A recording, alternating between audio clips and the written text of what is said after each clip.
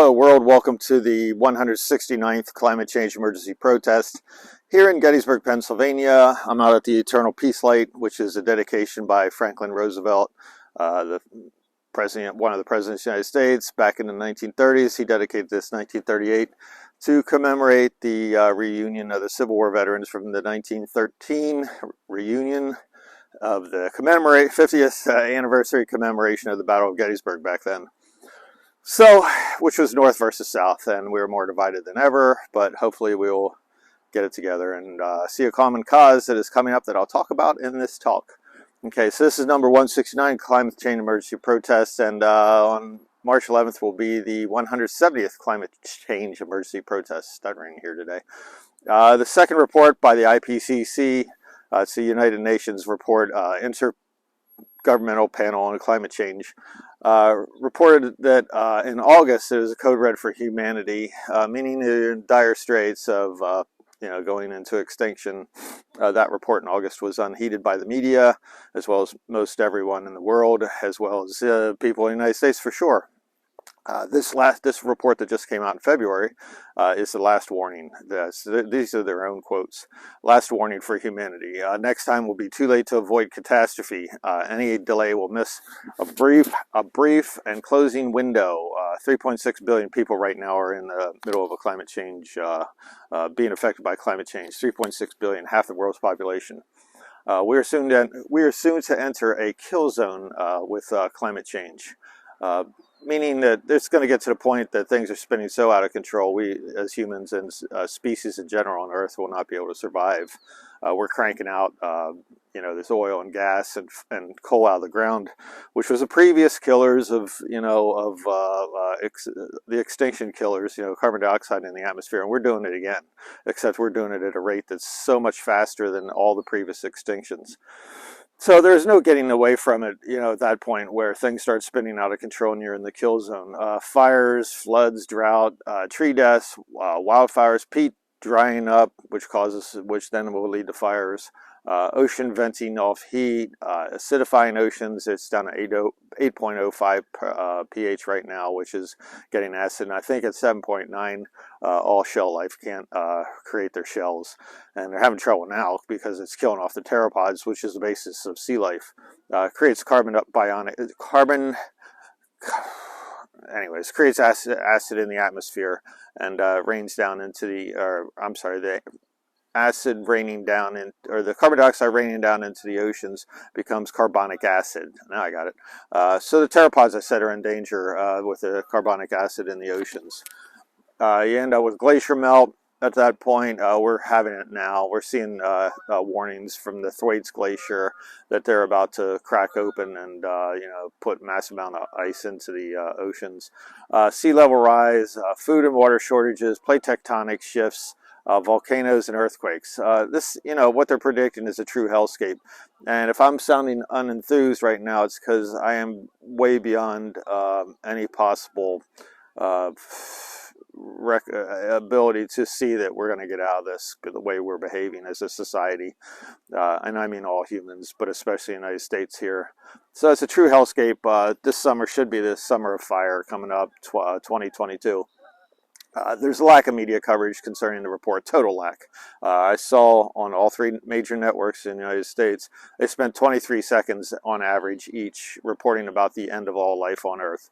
We can know about some kid playing the piano, or there's someone dancing, or someone doing that at the end of every news report. But they can't talk about the possibility and the most probability of extinction of all life on Earth. But, we'll say that for later, news at 5 when it starts happening. The State of the Union address by Joe Biden, he did it on Tuesday, I think it was, which was March 1st.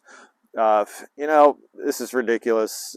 You Democrats, you're letting them slide on this whole issue of climate change, and you don't even realize it. I don't know if you're virtue signaling, like you sometimes understand things or you don't, but you're not willing to do the things that are needed to straighten these people up. Joe Biden, during his State of the Union address, spoke for 8 seconds concerning the word climate change. Electric cars, and then later wind, solar, and whatever else, renewables. The guy, this is ridiculous that we're allowing people to get away with this stuff and not call him out on it.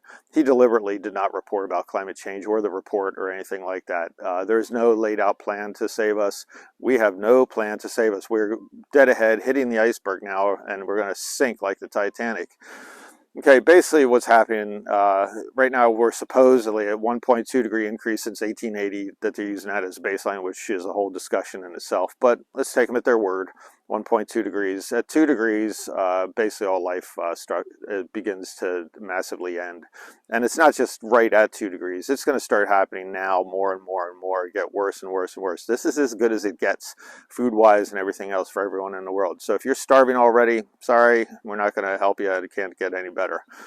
At 2 degrees, as the United Nations said, it's life-threatening for everyone. We're locking into 3C according to the United Nations, which is a bunch of hooey. I think we're locking into 5, 6, 7, or 8 degrees Celsius over the 1880 baseline. But let's take them at their 3 degree locked in. On what planet do you think this is okay? All right, you just got done saying earlier in the report that at 2 degrees, it's going to be almost impossible for anything to survive. You know, we're in the kill zone. Everything bad is happening at that point. So why would you even pretend that 3 degrees is okay and start doing a report on that? Don't bother. So, you know, there's no talk amongst family or friends about the climate change report, of course, because the media never reported. Joe Biden never said anything in the State of the Union address. We're in the middle of a Ukrainian-Russian war. The Chinese are cranking out coal for electric production again. And, you know, Bolsonaro down in South America is cutting down all the rainforest. It's going to turn into the Amazon desert. So, yeah, everything's going great. No wonder family and friends don't talk about it. It's taboo to begin with. You can't bring it up in any kind of subject matter. People don't want to talk about it. There's no central villain with the climate change issue. That's so gigantic that you can't write a movie about it, because what part of the movie do you create the central villain? That's why Don't Look Up, the movie, was about an asteroid, but it was an allegory for climate change. Because why? You had a central villain, which was the asteroid about to crash into Earth. Get it? Okay, so climate change is too big of an issue from to adequately cover a movie. Quotes like, you know, I've heard this from family and friends and acquaintances, people on the street, whatever. I'll be long gone before this happens, the climate change. Well, no, I'm sorry. Now this report's kind of confirming that we're entering the kill zone. We're starting to get into a situation that we have tipped over the edge, and massive tipping points will kick in, and then we got real problems developing, even more so than now. I also heard quotes from family and friends, people on the street. Everybody dies. What's the big deal? Well, yeah, everybody dies, but the question is how we're going to die. Okay, you don't want to starve to death. You don't want to be you know, dehydrated to death. You don't want to be burned to death. You don't want to have exposure because you no longer have a home to live in, or a place that you can you know, keep out of the elements. You don't want to die as a result of roving gangs. You don't want to die as a result of government breakdown not supporting you and social collapse. You know, this idea of, oh, everybody dies, it's not a big deal. It is, because it's how you're going to die.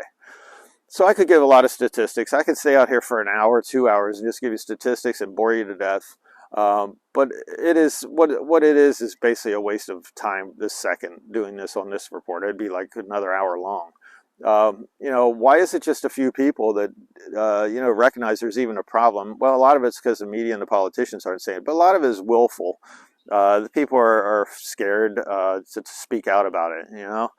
We're so very close to everything that's happening right now, and we're not going to do anything about it. So, you know, not only people not recognizing the issue, it's even less they're speaking out about it. You know, people need to do these type of talks and get out, and I should be one in a bazillion people given to talk about climate change.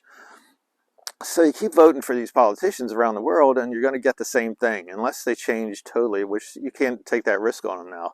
You need people that are officially skilled in climate change and know how to tackle it, and aren't afraid to speak out and talk about it and actually do the right thing, and don't worry about being reelected. You know, people don't talk because they're scared of what their friends will say. They're scared of reprisal from the yahoos around that might attack you because you're saying something truthful. You know, if it's not, it's either a case of willful misunderstanding or willful ignorance, or just plain out denial. If you hear these kind of talks going on and you read about climate change, a normal person, back in my day at least, would try to research and go, hey, what's wrong with what's going on here? I don't understand it. No, we're just unwilling to talk about it, and we'll turn a blind eye until there's nowhere to turn a blind eye to, because you'll see it everywhere you look. So that's what's coming our way. So either I'm full of crap about, reporting this stuff about climate change, and now it's kind of being brought out in the soup here that, that climate change is real, it's happening, it's going to kill us all. It's a disaster, a catastrophe, whatever, description you want to use. People are either willfully ignorant or they're intentionally ignorant by signing their own death warrant. What's going on? They're not only going to kill future generations. Now it's coming into play, and through these type of reports that we actually might see our own deaths as a result of climate change, and that's probably not what you want to happen, and not what you thought would happen, because people enjoy kicking the can down the road and not doing anything. So there's not much else to say. This is, if you hear this information, you're morally responsible to start doing things to save the future, and also yourselves and your friends and family. But there's no requirement you have to. I recommend you get out and protest. You post things on the internet.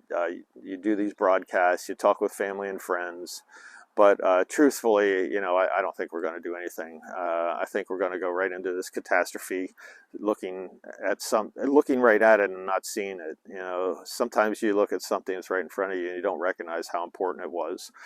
So, no government's going to help you out with this situation. And if they would have started working on it right now. And they're obviously going to just keep drilling for more and more coal and oil and everything, and using war as an excuse rather than an opportunity to get off coal and oil, and switch over to renewables. But they're not going to do it because that's not popular, and they got to make their money. But pretty soon money is going to become worthless, and the whole situation goes topsy-turvy at that point. There's going to be food shortages and water shortages. So I hope you all get out and do something. We need you out here. I need you out here. Do it for yourself. Do it for your kids. Do it for people you don't even know.